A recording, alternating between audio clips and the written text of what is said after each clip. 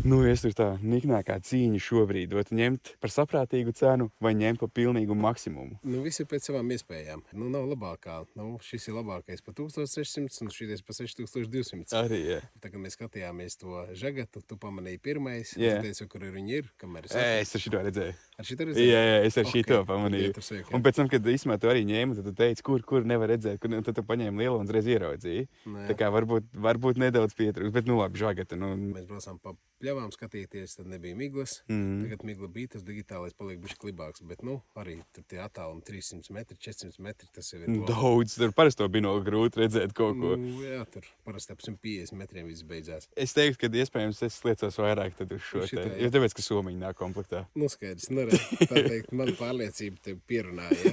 Jā. Tā, nu, super. Ja jums rodas kāds jautājums, kur labāk izvēlēties, ņemt piemēram par 1600 un ienakumēt naudiņu, vai ņemt pašu niknāko un jaudīgāko, es domāju, uzaicinu mūs ciemos, pārbaudi pats ar savām acīm. Un tā būs arī vieglāk pieņemt lēmumu. Jā, tā kā tiekamies gan jau pie jums ciemos. Tā.